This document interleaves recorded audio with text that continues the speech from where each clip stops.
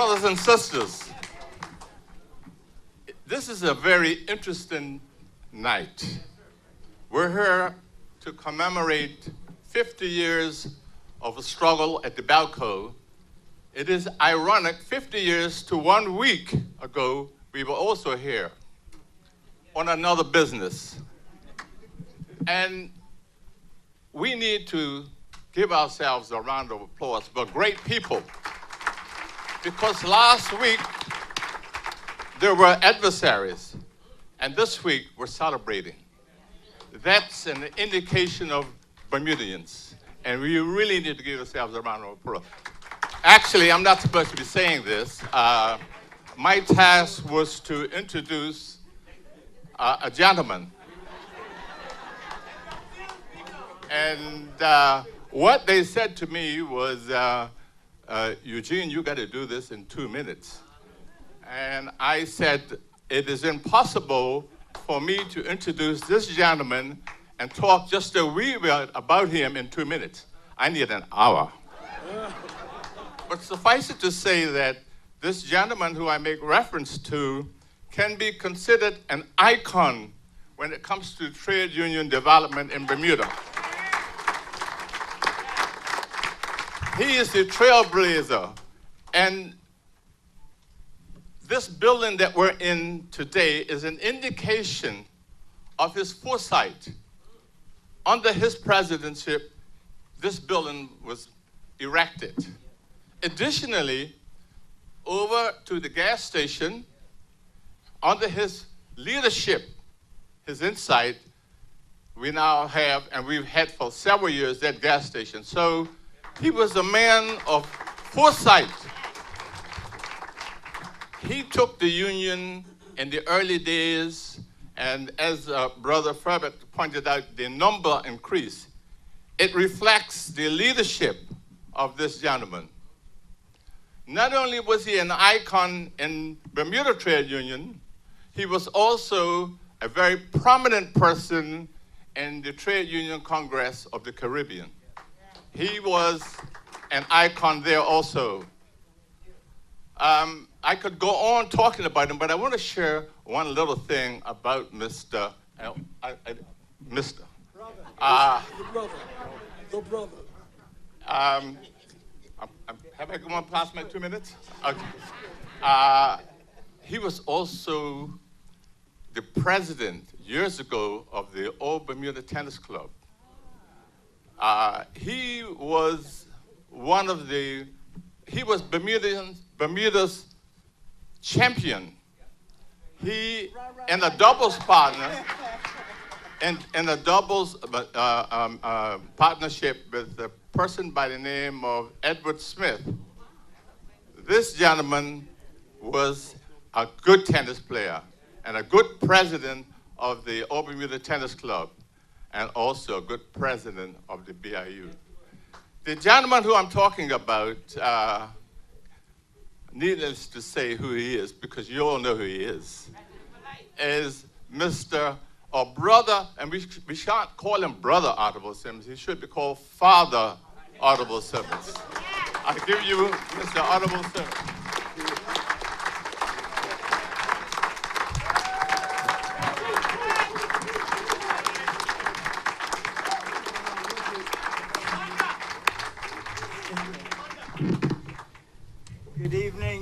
Good evening, brothers and sisters, and some very special guests. My good friend, Nick, the Bishop of Bermuda, my brother Nick. Yeah, and the Premier, I think, was here and he's gone. And my doctor's daughter, she's here, Pat. And I owe Pat and Pam, I think it's 15 shillings that I owe to your daddy. I'll collect. Yeah, I know you will. And we had the Premier here, but he had to go. Andre, can we get volume upstairs, please? Yes, and he's going to try to come back. I understand from Sister Molly. Ladies and gentlemen, I've been handed a very difficult task. And the difficult task is that I must try to do in maybe 15 to 20 minutes talk that took several years to pan out. So you cannot take 50 years and condense it into just that thing and say, we heard it all. You're not going to hear it all. It's too much. The other thing about what you were here tonight to do, 50 years ago is not today, yesterday, last week, or last year. The social, political, and economic conditions and influences has changed a heck of a lot. Excuse my, am I got that word right? Heck is okay. This is my man. What Eugene didn't tell you, can I tell him? I don't know if you know about it, but Gene knows. One day, this is an aside. Gene and I were playing tennis. It was around 1963, I guess, 63, 62. And we got a call. There was a fire at the Union. And the Union was over where the gas station is. And the building then was corrugated tin, and Lord knows what other kind of materials this sporty Union Hall we had was made from. And Gene and I dropped our tennis Records. Is it records? I was supposed to be a champion. He lied. So we dropped our gear, rushed up there, and here it was. Would you stand, please?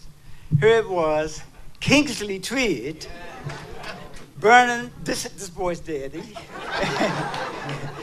burning all of the account books. This is a true story. Because he didn't want the man downtown to know what the boys back at town were doing. And I think that story was important to set a sort of tone. Thank you. You're done your job. Yeah. He's demanding a check for that. So what we want to do is to try to let this gathering here understand that times were different. Times have changed. And times didn't get different today, and changes did not take place because somebody didn't know what they were doing. It didn't take place because somebody wanted to get something for self. It took place because it was a movement towards making a change for the better for all people.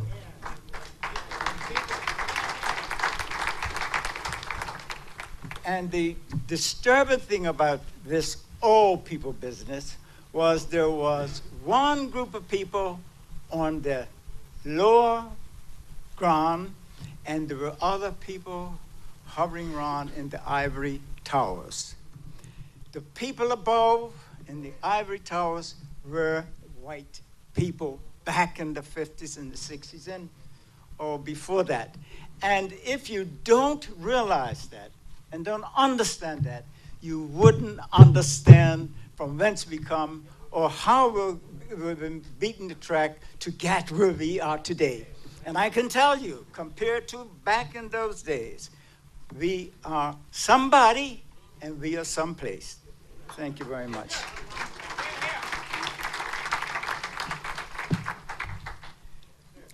Tonight, my address is headed Reflections on the Disturbance Riot, R-I-O-T, is that the way it's spelled? That resulted on February the 2nd, 1965. And that was between the Bermuda Industrial Union and the Bermuda Electrolyte Company. Colleagues, the event referred to here over the years has brought about a considerable amount of change in the life of the whole of Bermuda. If we look at the block of time from February 2nd, 1965 to February 2nd, 2015 today, tonight, here and now, we will see dramatic social and political changes that, in part, could lead directly to the results of the BIU-Belco dispute some 50 years ago.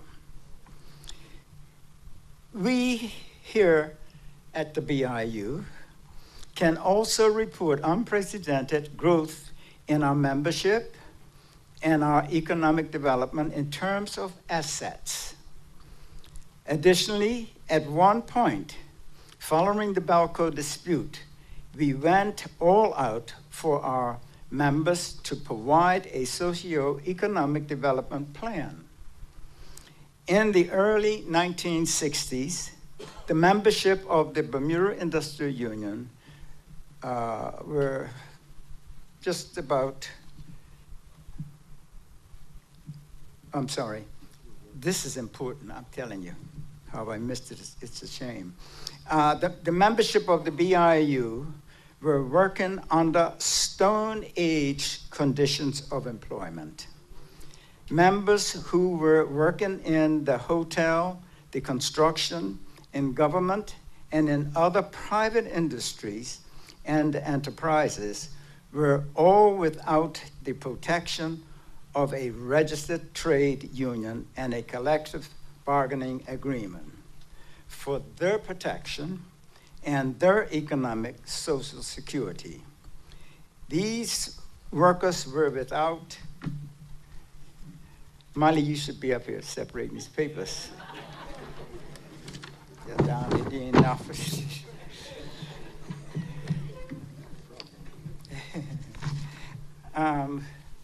Without proper,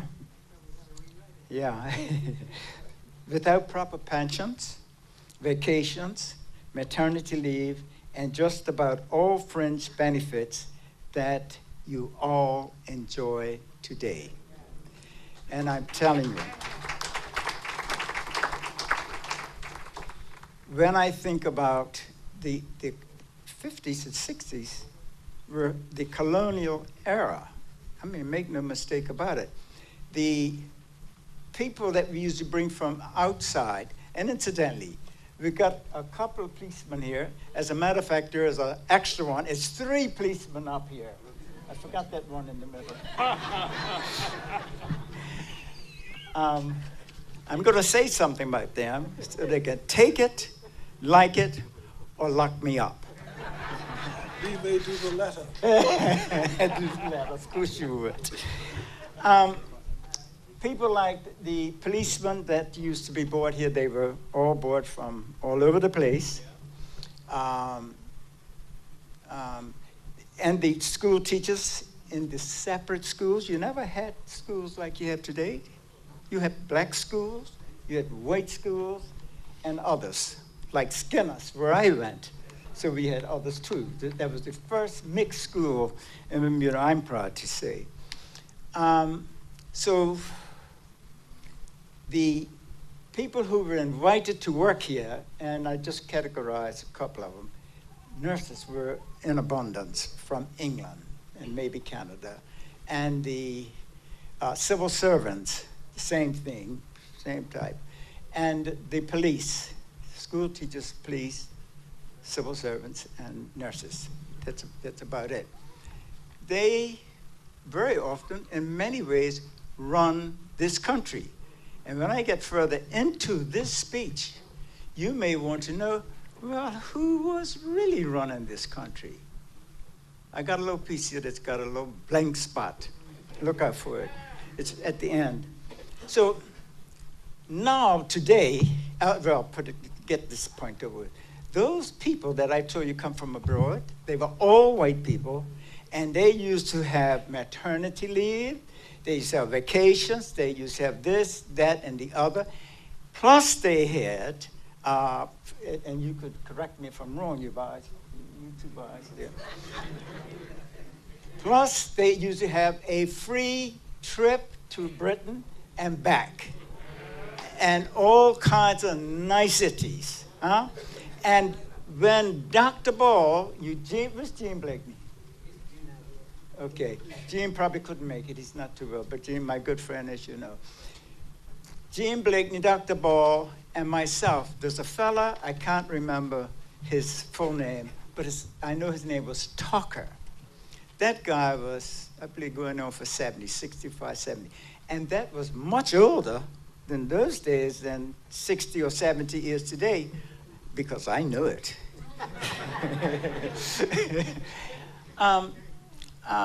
This fellow Tucker, working for the Works in Engineering, couldn't get a pension. And he came to us, and we fought like heck, and it was another thing for pension. I can't remember, sister, another name. But they used to make up money for people, right? For special cases.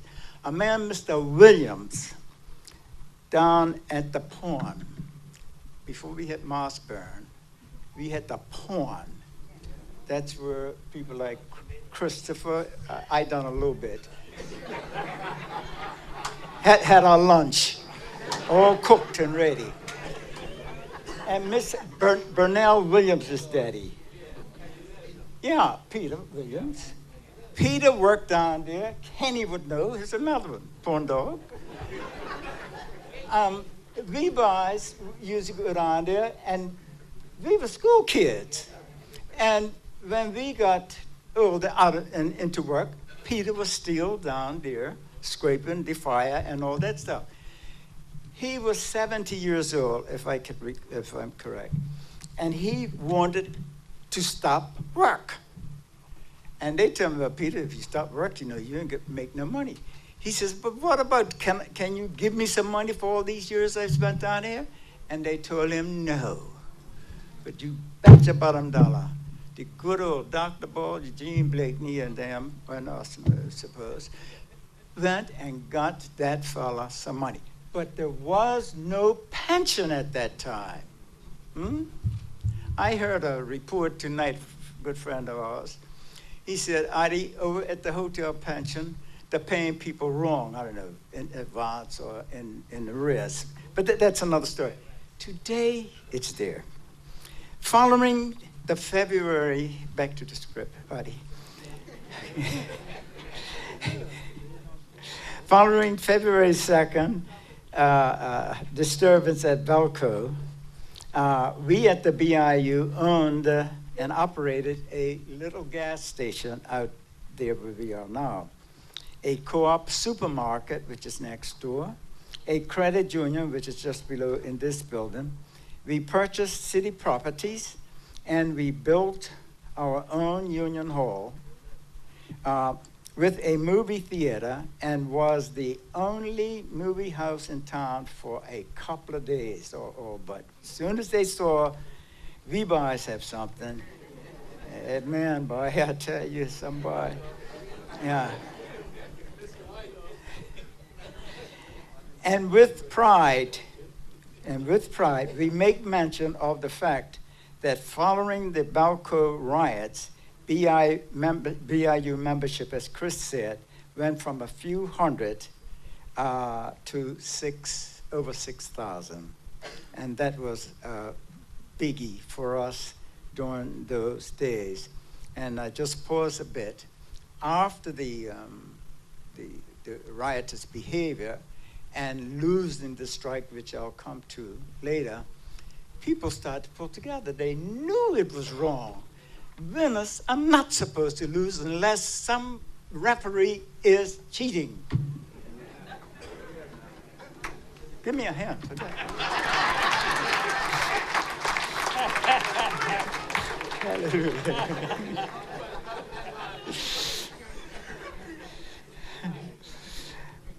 Ladies and gentlemen, brothers and sisters, the purpose of this reflection here tonight is designed to look back and help those few survivors of the time to remember when. And I hasten to underscore that the reflections is also designed to enlighten, when you could see, a younger generation about the struggles of the past 5 decades.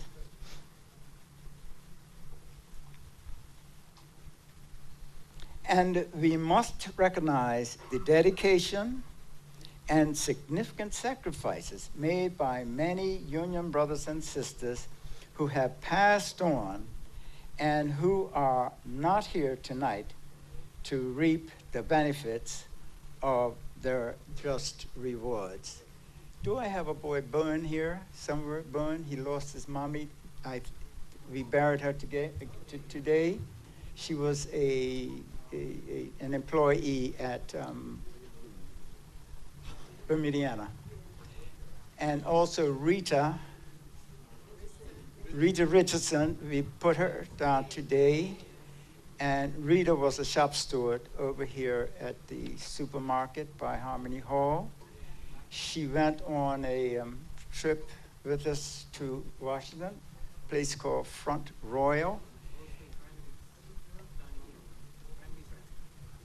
Yeah, who? Burnaby's? Who's Burnaby? Oh, yes. Oh, she worked there, yes. Yeah, just a quick story. Look, you got to tell me stuff, these silly stories. Yeah. Anyhow, Rita and our girl is gone. And Rick Richardson from the ZBM's mother. Yeah. And I hasten to underscore that this reflection is also designed to enlighten the younger people, I'm repeating, I know, generation about the struggles of the past.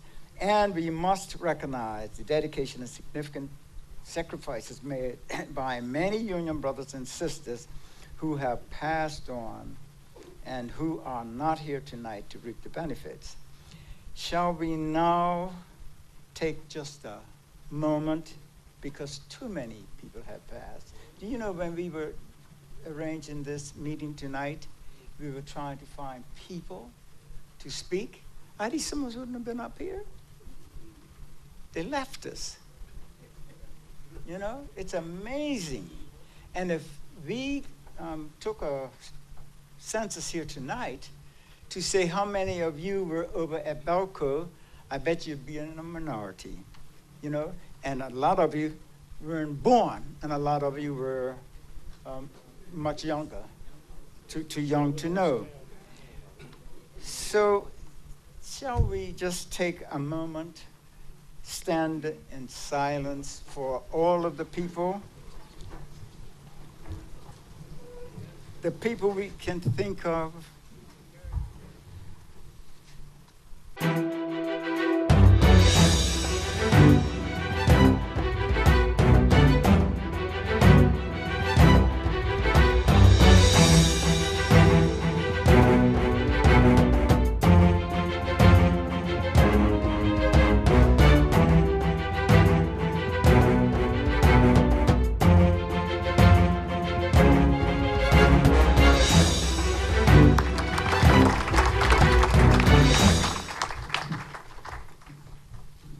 Thank you.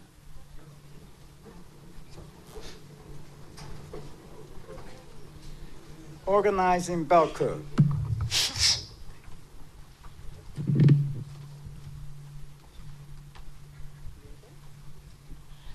Organizing Belco. The BIU started to organize the outside plant of Belco sometime around November 1964. That's before Christmas of that year, that other year.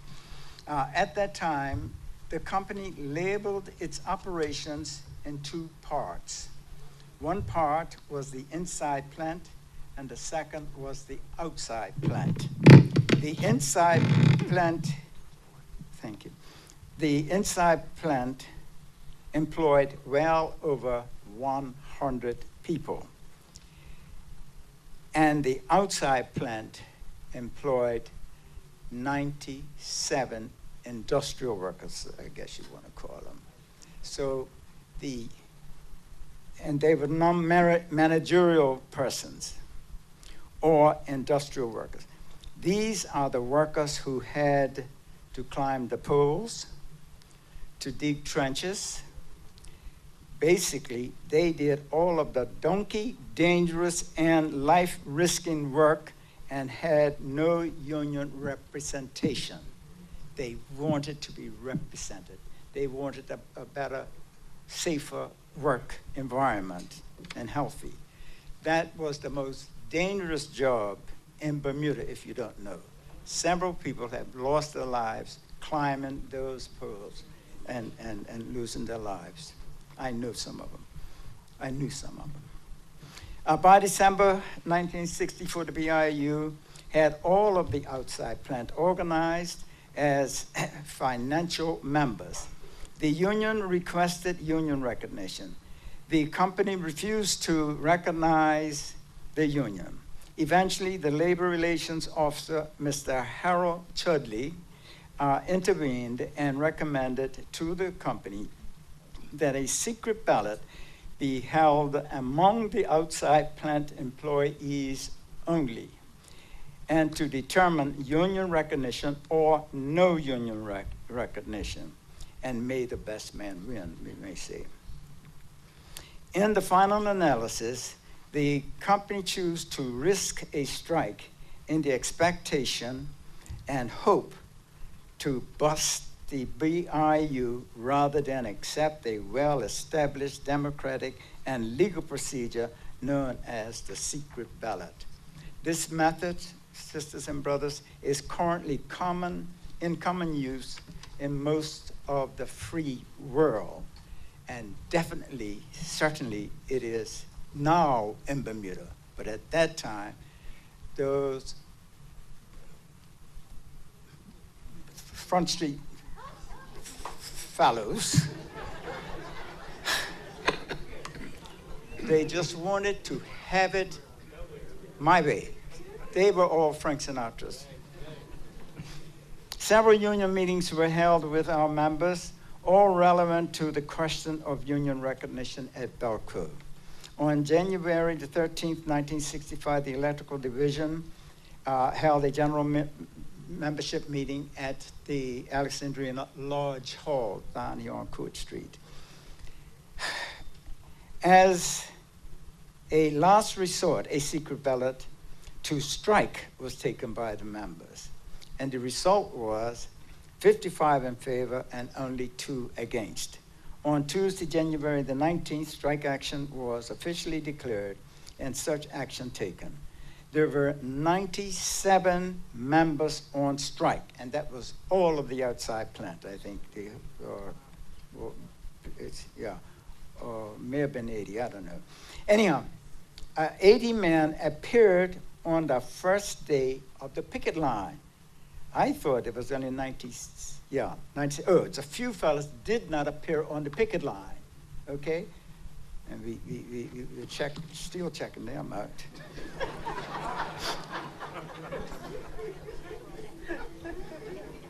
Please note that we started the strike with some 80 men only on the picket line. However, that number increased to some 400 or more, men and women, on the day of the riot. The picket line grew. Where they come from, they were not working at Belco. I didn't see anybody out there on construction. And I saw some girls running off from Bermudiana and Princess and Elba Beach, Molly. I think you were one. However, that number increased as we went along. This increase will tell you that Dr. Ball was doing a real professional job with the press. All of us union officials and shop stewards got other members to show support for the strike. So we got some support. The central issues, I want you to hear this. In this dispute, we're racism as number one. Dr. Ball as number 1 and 2. She was their target, I can tell you. And union recognition, and the other issue was union busting. They made up their mind they were going to wipe us out. Colleagues, let us take a logical examination of the facts. I put it to you that the employees at Belco were denied their legal right to join a trade union of their choice and to have that union to represent them in establishing fair wages and conditions of employment. The company, however, did not fear having a trade union to represent their employees, strange enough, because they ended up forming their own in-house union. Belco is still engaging their employees in a company union called the Electrical Supply Trade Union. I'm backing up a bit. I must, however, commend union officers of the ESTU, that's Belco Union, for affiliating themselves with the Bermuda Trade Union Congress. Give them a hand, at least they made a little bit of sense.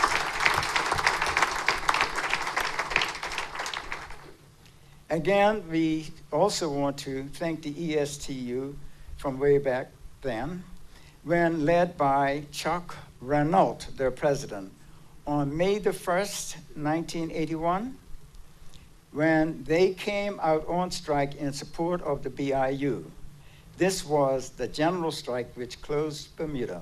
Hotels, cruise ships, airlines, cargo ships, and Bermuda came to a virtual stop. Again, thank you, Brother Chuck Renault. He's the past now, he's past and gone. Tonight we propose to list dates, places, persons, and issues which brought about the dispute and where the dispute went wrong, and it did. The BIU Belco strike turned out to be one of the most serious and sustained disputes experienced in Bermuda. History was made. I do not think anyone will deny that as a fact. That strike lasted a full calendar month. Picketing continued from day 1 up to February 2nd. Throughout the strike, our female members often rushed home from work to prepare meals for the picketers. These are the females, mainly out of the hotel and other jobs too.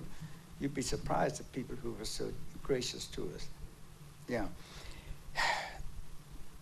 They were given food by their employer in 1 or 2 cases to help the workers' cause.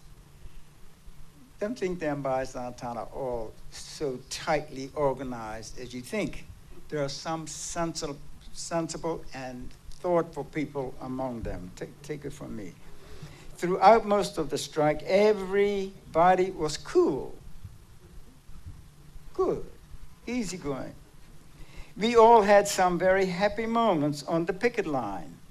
I am speaking on behalf of the police force.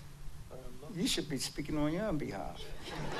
I'm not speaking on behalf of the police. They get mad with me now. I'm speaking on behalf of the police force. And you notice they were a force, another change that's taken place. What are they now? Yeah. But I was right then, I'd have been wrong now. You see, it's a change. But they were eating that, just to make sure you know what I'm talking about. The police, they were eating our food and at times having a laugh with us. We must thank our female members for their very, very valuable contribution throughout the whole time of this strike. I'll ask you to say thank you to them.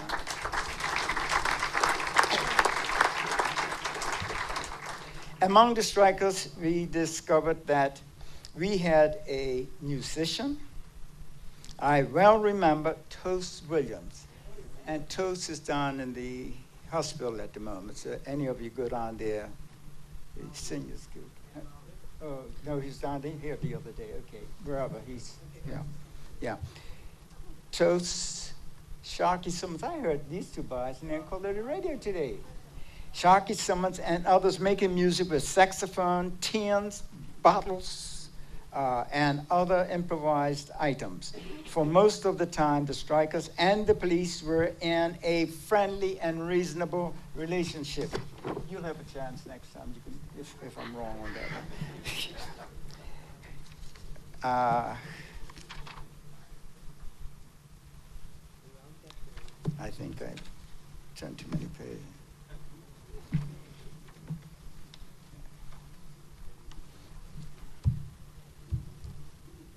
Okay. Throughout the period, we paid strike funds to all of the strikers. And this is where I was calling for this boy, Mel Byrne. But he buried his mommy tonight, and he can't make it. I think it's the saddest day of his life. But it was Mel and another little boy and another little boy. Three of these guys. You might hear from one of them tonight. I want somebody running to read that thing. You got it? Get over there? Yeah. Copy. Get it for me, please. Anyhow, Mel and these other two boys, when Walter Sweden, the treasurer of the union, was going to tell them, how much do you want? We gave them a few pound shillings and pence. So we gave them a few shillings. And you know those boys? Three boys, 17 years old. Didn't say how much you can give me or nothing like that. They came like almost like a male voice choir and said, Mr. Sweeten, don't give us nothing. Give it to the married men. They need it.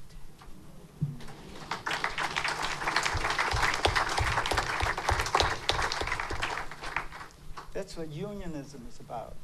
That's what fraternal friendship and association is all about. Think of your brother. Throughout this picketing, the police were observing the picket line. The union, on a consistent basis, instructed its members that picketing must be orderly, lawful, and peaceful. But the strike turned out into a riot. I just want you to understand the instructions the union gave to its members, and it turned out to be a riot. Think. The BIU had one objective in mind, and that was union recognition, and it would have been all over. All they had to say, well, let's see how they could have done it. On behalf of the BIU members who worked at the company and the outside plant, all we wanted just that section, the outside plant group. You who are here tonight may judge for yourselves, but I was the union organizer, and I can tell you here tonight that our members were well schooled in nonviolence. We were peaceful and lawfully picketing. In this regard, union officers were trained and inspired by great leaders who were recognized as trailblazers throughout the world. Mahatma Gandhi, he didn't want no violence. He won India from Britain, non-violence. Martin Luther King won the vote. It was violent, but not him. He was saying passive resistance. They locked him up. And I saw the spot where they killed him, and the spot from whence the gunshot came. I know the man's gone, and went in the room where he was down there and wherever. Nelson Mandela, a man of man. A man of man. We knew about Nelson Mandela. We knew about the killings of all the black people out there by the police.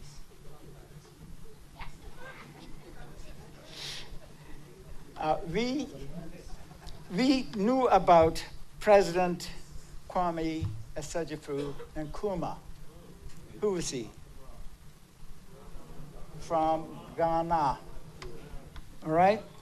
But on February 2nd, one could see and feel the congeniality coming to an end. Police were serious, picketers were serious, the office staff were serious.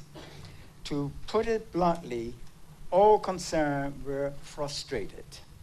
I would say this strike was, in a sense, very, very, very unnecessary. The crux of the problem, in part, was those Front Street boys did not want to give in to Dr. Ball and friends. That's the truth, and that cannot be denied. I think it's safe to say that on that day, the union made up its mind to frustrate staff. Why not? So they would go home and would break down the employers to agree to hold a secret ballot among the outside plant employees. The lines moved slower than previous days.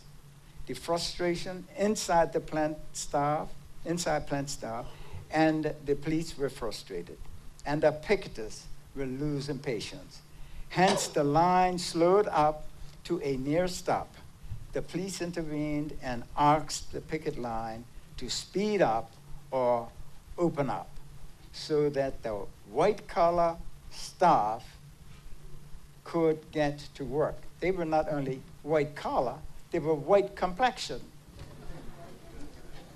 This plea by the police was simultaneously accompanied by pushing, help me you guys, the plea by the police was simultaneously accompanied by the police pushing the picketers in order to break the line. Some mild scuffling started between police and picketers. Dr. Ball and Robert Johnson were at that western gate down there where this was taking place. Union officials tried to tell the police and ask the police that let the line go along because it is peaceful and the line continues to move and the line is legal. We pleaded to them. At that time, I received a phone call and was told that the police were planning to send a riot squad on the Union at Belco. That plan, I was told, was that planned the day before. And this is something that I think somebody has gonna have to answer to. They had a plan before we start walking slow, or before we start bickering, before we started this, and darn it. This statement reminded me of the previous thing by Police Inspector Bigfoot Bean, you know him? Yeah. Toto Bean. Yeah. Victor Bean. Okay. And he said, Adi, you made your point. Take your people off the line. I didn't take them off the line. I hadn't made no point. I hadn't got no recognition, so it was nowhere to go. No point made.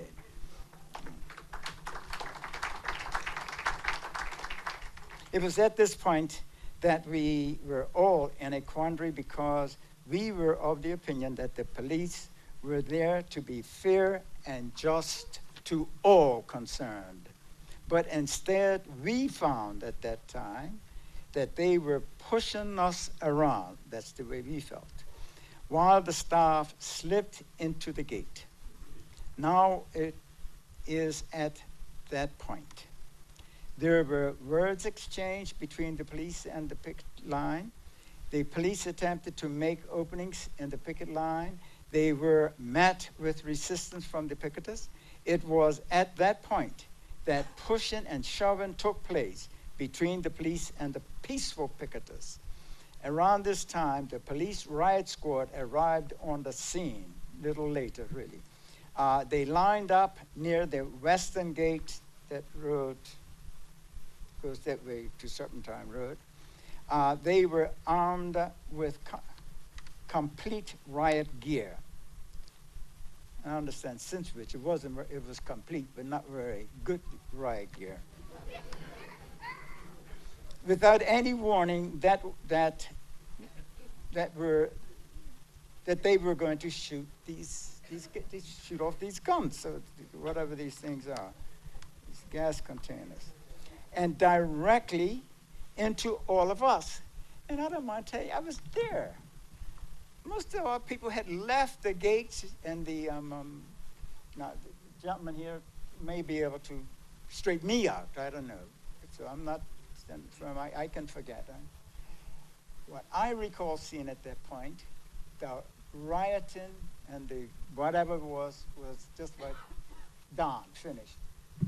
And they shot these canisters. Yeah, and remind me of Walter Roberts and I. We were out here to riot one time. But out there, Gene Blakeney and I had a jump skip all over the place, and that's the truth. The canisters were going through our legs. And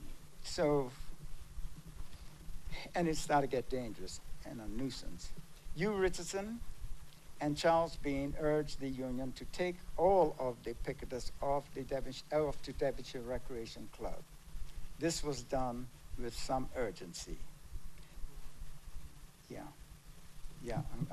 I'm finished. I just want to let you know, I think it's good for the record, that the personalities involved in this dispute, it was, as some of you would know, all the union people you would know, Dr. Ball, Eugene Blakeney, Reed Simmons, Robert Johnston, Walter Sweden, myself, and whoever. There were others, I suppose. John Mello was there. We really should give John a hand, because John Mello was...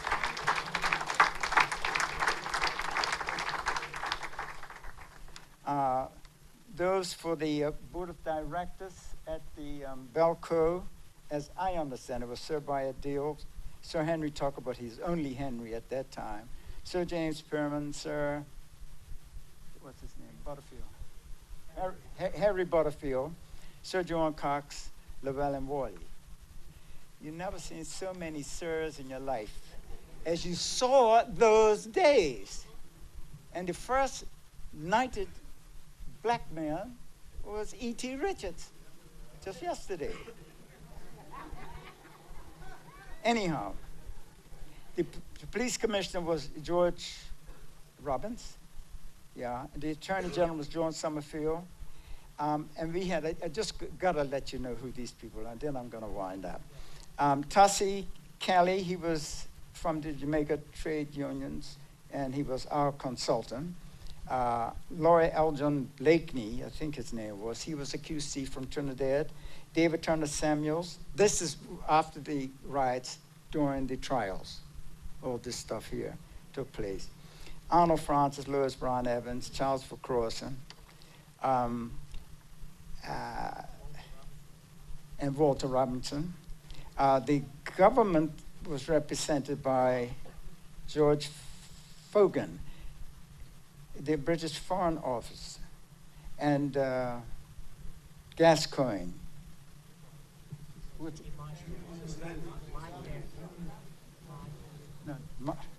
Martinmere. Is it Martinmere? Yeah. Lord Martinmere. Yeah.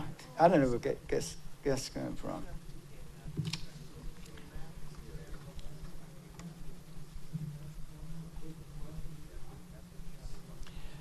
Can I just wind up? You'll be, what do you mean you're glad to get rid of me? this is my parting words. The February 2nd, 1965 strike by members of the Bermuda Industrial Union against the so-called Front Street Boys, the 40 Thieves, the establishment. These are the people who refused the Belco workers the right to join an independent union of their choice. In this case, the Bermuda Industrial Union. This behavior on the part of the then 40 Thieves and Company today would be an outright violation of Bermuda's constitutional order 1968 and a breach of the law both now and in 1965. If the truth be told, we could reasonably conclude this meeting and every bit of thought that the innocent were sent to prison while the guilty set themselves free. Thank you.